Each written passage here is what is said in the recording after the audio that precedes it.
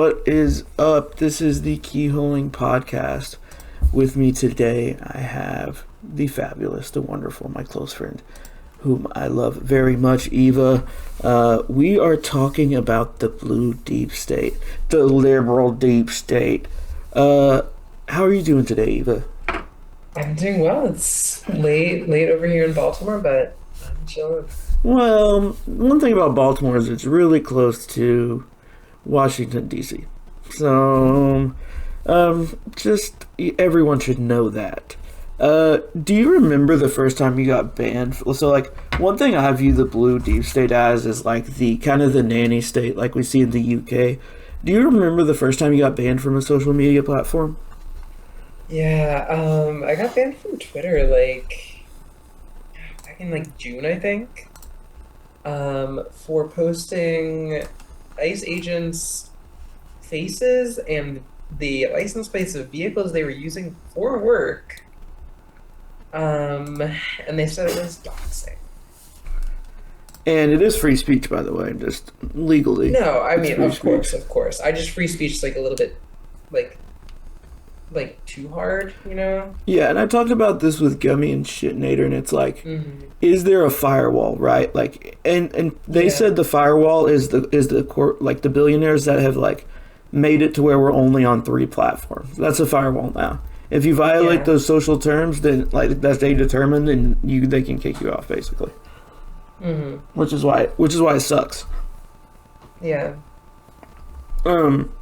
So we mentioned you're close to DC. Hmm. And we had another DC resident, Chairman Juan, on, and he talked about like the ubiquity of, like, Wait, I thought he was from Baltimore. I mean, he said like he grew up like not far from like CIA headquarters. Oh, okay. Yeah. So I mean that general area. Yeah. So, and he said like you could tell like there were so many. It was just normalized, right? Like you had Oh, yeah. like friends, parents that worked there, like that type of Hmm. deal. And so it's like, is that like his interpretation isn't skewed? Like that's how it is. Like it is Oh, ubiquitous. It that's is absolutely how everywhere. it is. Definitely knew friends' parents growing up who were either like pretty obviously CIA or like um, worked in foreign finance, which is code for that. But yeah, it was like I mean, growing up where I grew up, it was pretty common. And not just like intelligence, right? Like the whole political Oh yeah, yeah, ecosystem, right? Like it seems like everyone knows or like is related to someone that is a staffer yeah, or 100%. is works at a think tank or a Hmm. think tank, works at a goddamn think tank. And so, or for example, worked for Obama.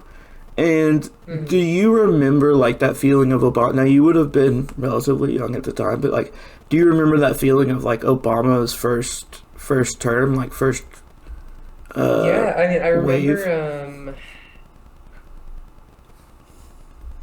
I remember the first term. I think the big thing for me is like when the second term was coming up, I was in fifth grade, and they asked us if we could vote, who we would vote for. And I didn't really know much about politics, but one of my friends was like, "I like Obama," so I decided I wanted Obama.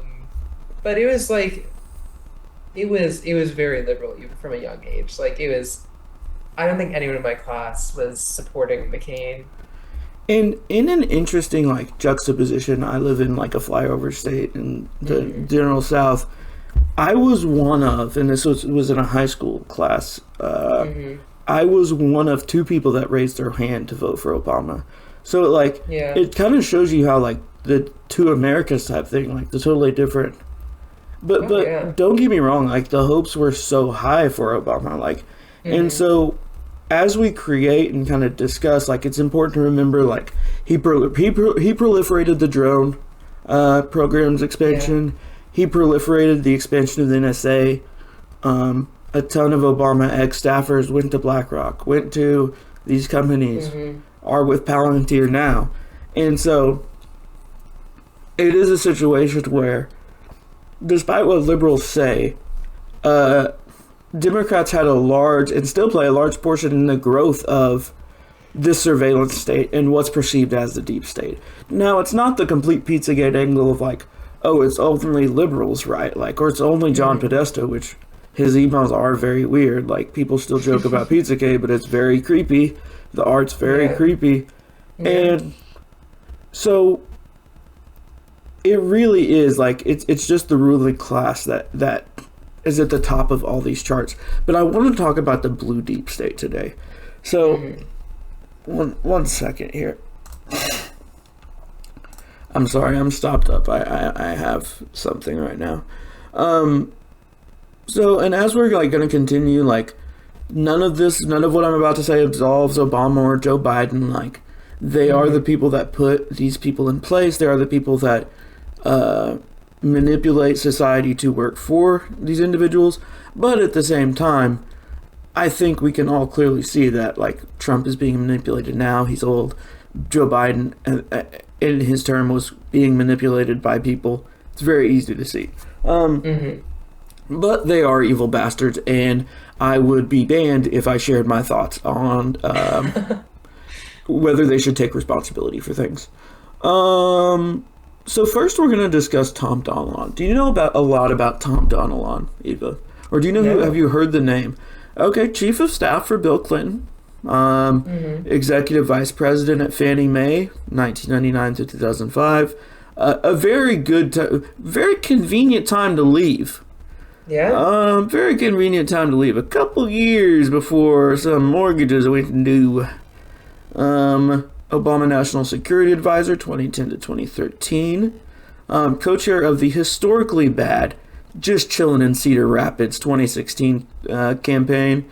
Transition Project, Hillary Clinton and Tim Kaine. Now, like, just not to detour too far, but it's so funny looking back on that in retrospect, when it was one of the worst run campaigns of all time, and those people are still saying to trust them now. Yeah. Oh my God, it's insane. Reportedly, multiple sources in D.C., Biden offered him director of the CIA in 2020. Very prestigious. Okay, very interesting. Sounds like a crazy successful career. Where would you guess he's at now? I don't know. It's got to be somewhere evil. Yes. We're going to hear a lot of evil places today. Current chairman of the BlackRock Investment Institute. Of course, the usual CIA circle jerk awards. He's got a weird award, Grand Cordon of the Order of the Rising Sun from Japan. But he's got a Director's Award from the CIA, a bunch of Distinguished Public Service medals, and he's got some, like, Council on Foreign Relations stuff out. The traditional, like, structures around DIMS, he's involved in. And so it's like, it's wild to see someone go from a trusted advisor of Obama, a chief of staff for Bill Clinton, to current chairman of the Investment Institute of one of the most evil companies in the world.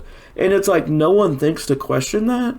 Like, I know, obviously, like, it's hard because most of the people calling it out are schizos, but it's like, I wonder if it's just because it's so normalized that it's like, oh no, it is all viewed as just an elite class. Yeah. Because let's not forget, like, Biden and Clinton ran these campaigns as like, we're uniting the left and right against Donald Trump. We want people of the right to come to us. So it's like, it's no coincidence that it's like these people don't actually believe anything. Like, and Tom's wife, Tom Donilon's wife, who he's in the, I'm actually pointing to him right here. Look at, if you're seeing the screen, I'm soy jacking at his happy ass. And Eve actually took this picture this drawing's based on and gave me this IKEA hat. I love it. He's sitting with Obama, the guy who drone struck kids in 2013. Some Afghani kids were called in front of Congress to testify. And they said they preferred gray skies because when it was cloudy, the drones were running. So, oh my goodness, mute 1 second. I cannot breathe. But anyway, so very evil, lots of evil in that picture here. And his wife, which on this podcast we generally believe women can do no wrong, but she's proving us wrong here. Do we have to support her though? Because we support women's rights and women's wrongs. Yeah, we're gonna be Critical support. We'll critical support, and then we'll like judge at the end. We'll see. We'll see. Because I'm guessing support until proven otherwise. Yeah. Let's see. His wife Kathy Russell is actually the executive director of UNICEF.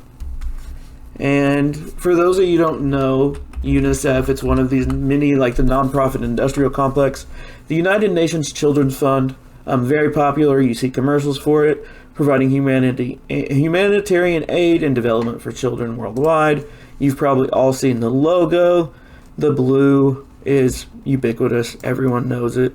And so while her husband is literally invested in making the world a hellscape, she is the executive director of UNICEF. And a lot of times this is how these liberals justify it as, oh, well, I'm helping by doing this. I'm doing good things by doing this. And it helps them justify internally being evil bastards. She was also chief of staff for Joe Biden. Again, someone who manipulated her evil husband, is doing more evil stuff. Was director of the White House Presidential Personnel Office, so deciding who works there. United States Ambassador at Large for Global Women's Issues. I don't know about personal office. Maybe she was just a regular staffer. I find it highly unlikely. Their relationship seems beyond, like, it seems close friend level. Like, oh yeah. Like, at the very least, like, good friend acquaintance. Like, you don't, like, you and your wife working for the same people is like, yeah, it's a different relationship. It's a unique relationship. And what do you think would be the most possible dim way for them to meet? Like, where would two dims meet that would be like, oh wow, of course they met here? Two old dims. Oh, I don't know. It's got to be somewhere fucked up, isn't it? The Mondale campaign, the worst loss ever. And then they later worked together, first for Joe Biden in 1988. So friends with the Biden family for over 37 years, over 30 years at the time of joining their administrations and things like that, like decades long at this point. Longtime advisors, both of them. And you think, wow, that is a pretty evil couple, right? Well, the only thing more evil than a couple is, and we do support polyamory on this podcast, but if they do the dishes, we do. The third Donalon, or the throuple. Well, there's actually four. It's so funny. Their brother works for the Catholic Church, and somehow he works for the least evil institution in the family. Like, imagine working for the Catholic Church and being like, oh yeah, no, I do work for the least evil entity.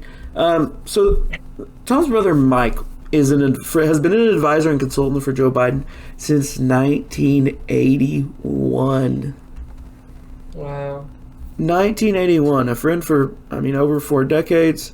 Of course, like the media consulting firm he had prior to his role at the White House, he made a ton of money. I don't want to get too into that because it's like, I know I'll speak for you here. Your perspective is the large majority of people around that ecosystem are evil, right? Like, they're making money off shit. Donald Trump Jr. is doing it right now. It's not just maybe we'll do a red deep state episode next season, but this is about the blue deep state right now. But they're all making money off this bullshit, getting jobs and getting investments for companies, getting government exclusive deals, like all sorts of bullshit. So it's not uncommon, but it is shitty. Yeah. Donilon lists the Biden campaign and the DNC as two of his clients. Two historically winning entities, I noticed. Biden campaign and the DNC, yeah. The guy who couldn't get to his presidency until he was old as fuck. The 710 meeting, everyone remembers the awful Biden debate of 24. The one that really put him out of it. It was... Oh my god. It was so absurd that it was, like, actually ridiculous, like, how absurd it was. It's kind of crazy. I think this is, like, back when I still drank, and I was drunk as fuck watching that and laughing my ass off. And what's crazy is you were undoubtedly more coherent than both candidates. Oh, certainly. After that, 7/10/24 meeting with Cuck Schumer, Donilon says they're supposed to have a meeting with Biden, but no, the president won't be there. So it's Donilon, Jen O'Malley, Dillon, a couple of the other like upper end Democrats who are manipulating Biden. And so they're kind of all discussing these things, and like this is the group pushing to keep him in the race. Now, why would they be invested to keep him in the race? Almost like they're making a shit ton of money. Their families are making a ton of money. They want that power. They love the power. When former Speaker Nancy Pelosi met privately with Joe Biden in the White House for a crisis meeting that July, she grew frustrated by his insistence that the polling showed no real change. Was he not seeing the numbers? Which, at this point, we know. Later in the cycle, over a year later, the numbers were awful. They should have pulled out way sooner. They did Kamala, even though she was the dog shit candidate, and injustice. It was bullshit. Biden was never gonna. He himself said he wasn't gonna be a second-term president. Biden can't answer these questions for Pelosi. He puts Mr. Donilon on the phone, and he starts arguing with her, and says, quote, "We're keeping him in a bubble." So the brother of the BlackRock Investment Institute chair is keeping the president in a bubble. I wonder if is that any conflict of interest perchance? Like, what are we talking about at this point? Like, the game is rigged, period. Just these, like, facts without even, and the things we know happen without any of the behind-the-scenes stuff. It's all bullshit. Is there, like, a physical feeling around the area of malaise? Does it, like, feel like everything was a lost cause? You're muted. It's pretty bad. Yeah, I feel like, I mean, the Democratic establishment, especially like in the DC area, is not doing so hot. You can never tell, like, I mean, I think there's like, they are a failed party. It's certainly what it feels like. And I think they kind of know it. Yeah, and like, I think people in general, like all the political staffers and people have come to DC's like work for the Democrats just kind of know that like their project has failed. There's this delusion that they can fix it or put it back on track.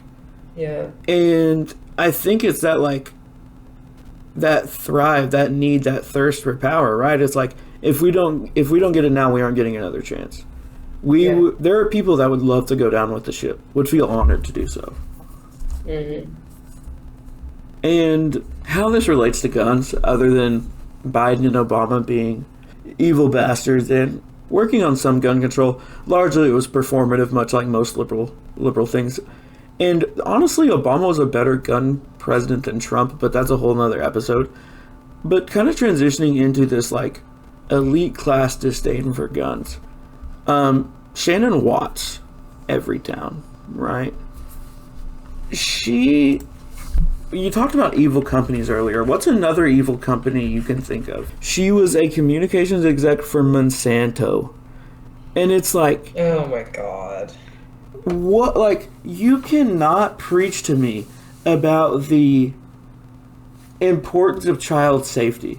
Like, legitimately, what are you talking about? Like, it's actually like, and I know there's only so much point in pointing out their hypocrisy, but if it even like one person even sees it and is like, yeah, that is messed up, it's actually absurd, right? Like, how can you talk about wanting the best for anyone when you worked for evil companies, Fleischmann Hillard, GE Healthcare, WellPoint, and Monsanto. And it's like, for anyone that doesn't know, just Google Monsanto. There's tons of YouTube exposés. There's tons of legitimate journalism. Tons of it. You can do that. I'm not here to do that journalism. And then in 2008, she left her corporate career to focus on her family. You can go to her Wikipedia and click all these companies and verify I'm not fibbing. But yeah, that's Shannon Watts. And to connect this back to kind of that deep state, those actors in the elite class. Abigail Spanberger. You're familiar from the area. What do you know, or what have you heard about Abigail Spanberger? I mean, I know that she was in the CIA. Yep. I know she's pretty anti-gun. I know she won in my beautiful, beautiful home state of Virginia. She did. A CIA agent. And it's like, what was she doing, right? And here's the thing, like, I'm gonna pull this up here because I want to get the wording very right, because everyone's like, oh, not everyone is in the CIA works at, you know what I mean? Some of them work at like Wendy's or whatever the fuck. Okay, yeah, sure. When she was in the CIA, her rank was operations officer, and it's less formally called the clandestine service.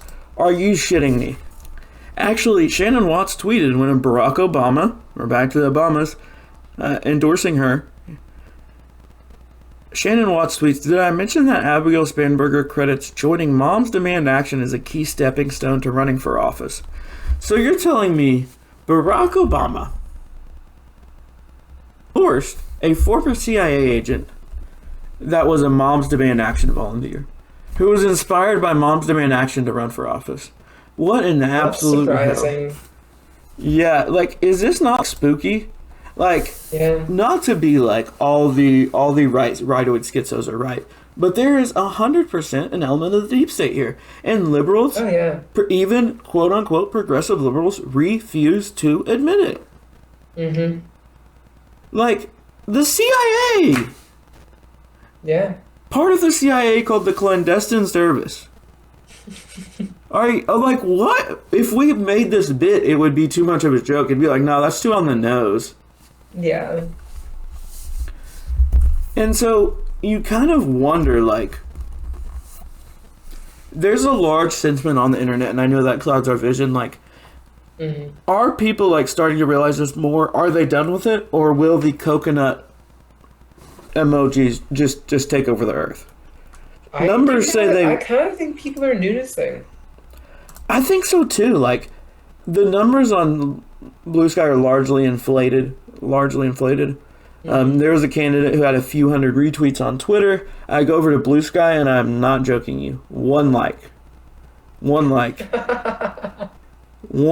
and this was after hours. Oh my god. I ratioed him, and it was not even a good tweet. Beautiful. The newest progressive hot candidate. Yeah. And they can bullshit about Medicare for all. They can bullshit about affordability, which would be great and people need. But until they acknowledge that the hands at power, I think people still aren't going to be inspired by them. They'll be inspired at a base level, but then it's the fell for it again meme. Nothing ever happens. Yeah. You know who shouldn't have been gotten in trouble? That fucking guy, George Santos. That's not who I was going to say. I'll do mine after, but you're right. George Santos, he did nothing wrong. Compared to, like, these other people, like Cuellar, our favorite Dim Menendez, the Menendez Mag V3 dropping soon at the catalog. No, they hate to see a queen winning. Yeah, no, he was queening out. That's the official stance. And if George Santos... Maybe he was queening out a little bit too hard, but... Who among us? You know who I was going to say shouldn't have gotten in trouble? Who? YZY Prince, our boy Yeezy Prince. And here on the screen, I've got American Years of Lead. I violate the 4 rules of firearm safety. Safely, often, and extremely underlined. Well, extremely. I just ordered this shirt in the hemp color. You can see. It's a good shirt. There's a ton of cool stuff, tons of cool collabs with our close friend, Lover to Death Zona.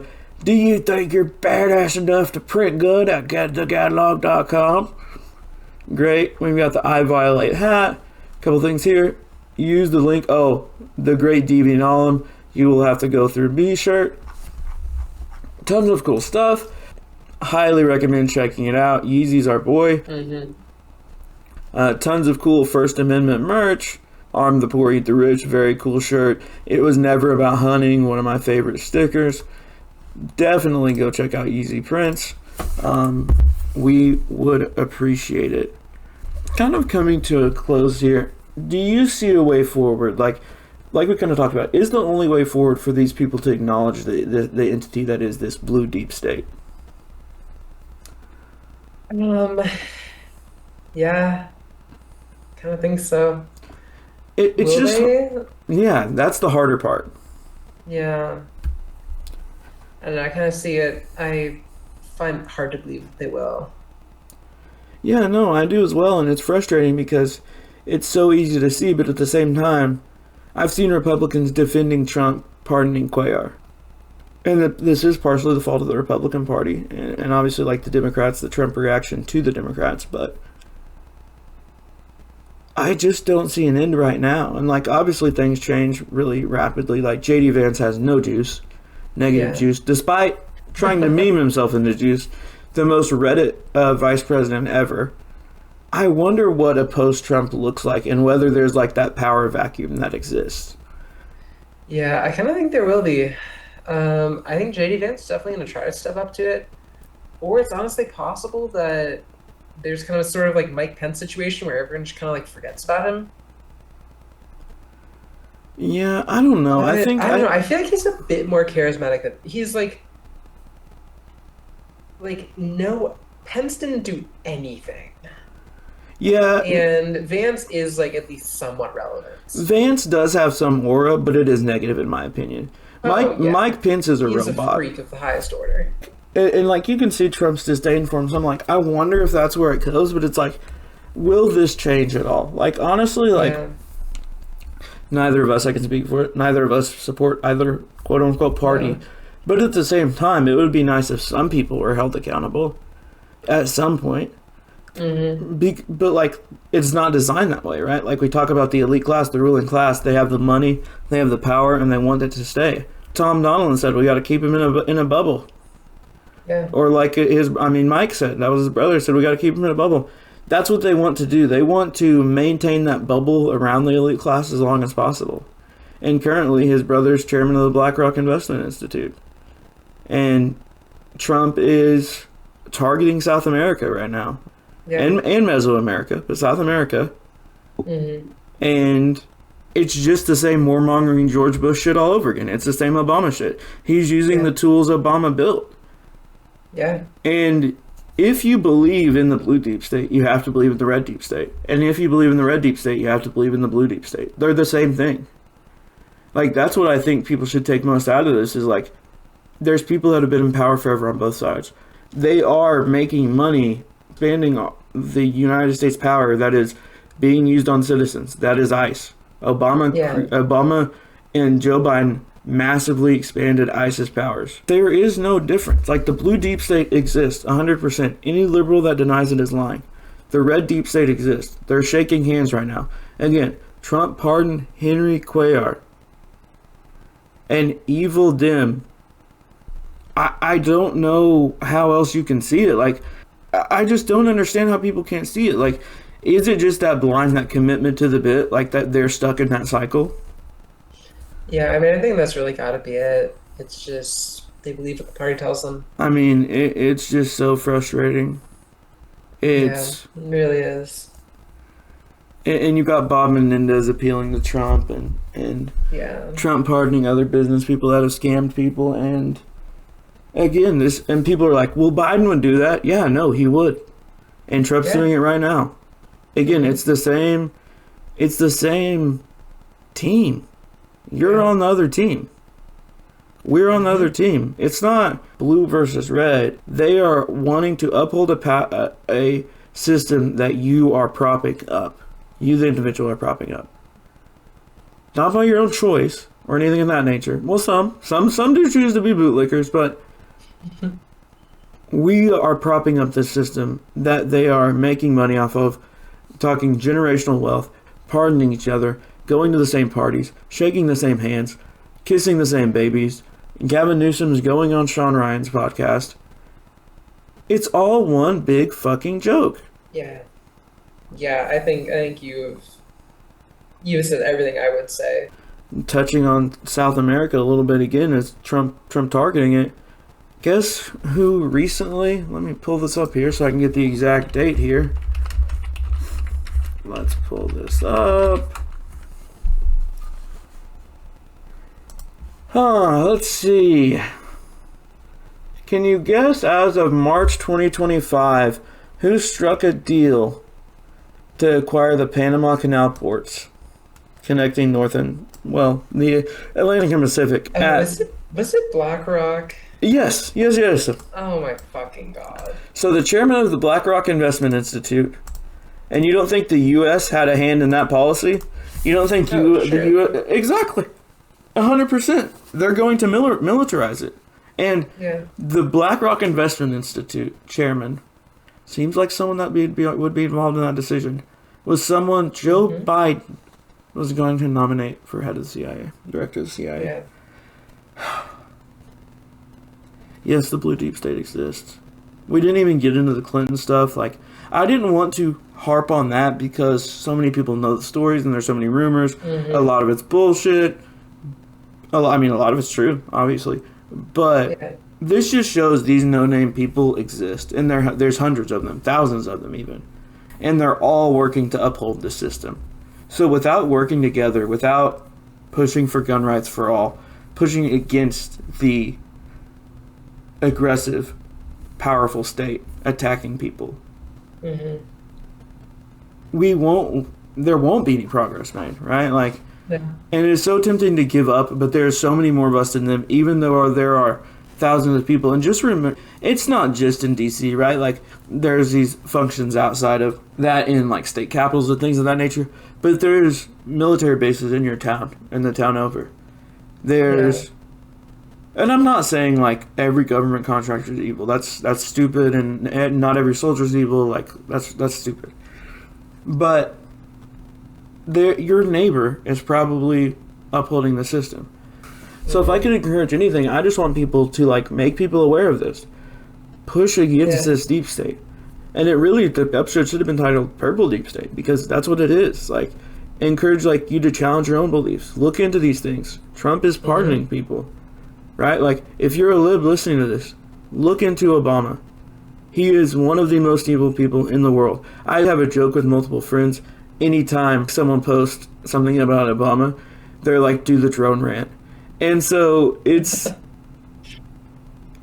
this idea too that we get being in the gun community and visually left, particularly like compared to American ideas. And this interpretation that it's like, oh, we are part of the vote blue no matter who crowd, and that's just not, it couldn't be further from the truth. No. It couldn't be further from the truth. So I would encourage you to like talk to your neighbor, right? Like, talk to your blue hair at the gun range, and I mean, they might be a Biden fan, but I mean, I doubt it. Talk to your conservative neighbor about guns. Talk to your thud at the gun store. Show them a 3D printed gun. And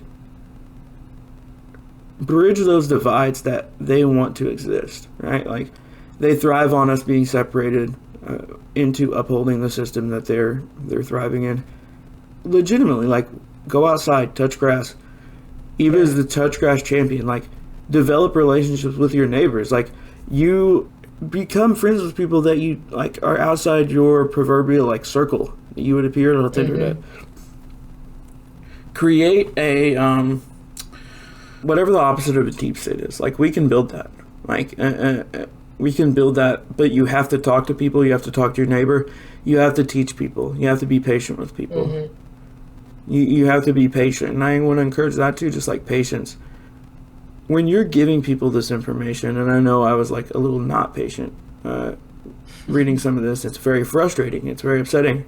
Even around the holidays, like, patient. Like, it's not, people like aren't going to get there right away. It's kind of like the 3D printed gun thing, right? Like, you don't have to, I don't expect everyone to say immediately, like, abolish all gun laws. Like, get the foot in the door, right? Like, oh yeah, you do have a right to self-defense. Oh yeah, the state shouldn't be able to track your movement and things of that nature. So, do you have any words of advice or words that can propel us from this doomed future? Like your vision for successful.